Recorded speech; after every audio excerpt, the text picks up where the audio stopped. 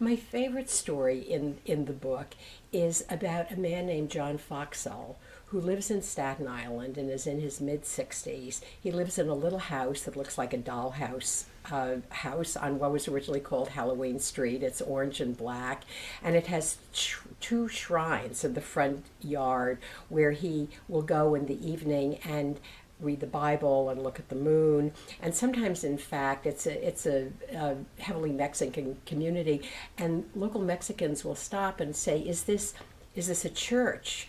And he'll say, "No, this is just where I live." And the wonderful thing about Mr. Foxall, and what I admired about his life so much, he lives almost entirely without technology. No computer, no iPhone, no Facebooking, no Twittering, no television. I don't even know if he has a radio. He reads books. He makes artworks. He's a self-taught artist. He has friends. He's not a recluse, but he reads paper copies of the New York Times at the local library, but he really lives without the clicking and beeping and thrum of modern technology. And his home, which is old and he completely has refurbished in a very interesting and unusual way with antiques and religious objects and his 6,000 books, really reflects that he marches to a different drummer. And I found that very inspiring in the 21st century. Another very inspiring person who I visited and whose story is even more relevant after Sandy is a woman named Sue Anderson who lives in the Rockaways in one of the little bungalows that were built in the early 20th century and were originally summer houses for New York's working class.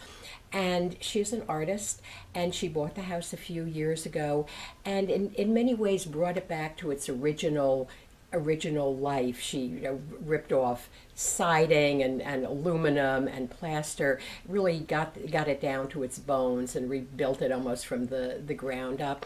And when I went to visit her, she's right near the ocean. She lives there by herself with her cat, her beautiful cat. She has a studio in the back. And I really had great admiration for the effort she had put into redoing this house and making it her own, because she did so much of it herself. And after the hurricane, I emailed her just to see if she was alive and okay and was the house all right. And I did it with great trepidation because I didn't want to know that anything bad had happened. And I was very relieved to find out that she was well, the house that had been damaged had survived. And it really made me think about the endurance of people and the places where they live. And given all the horrible things that happened during the storm, I thought her story was very especially inspiring in hindsight.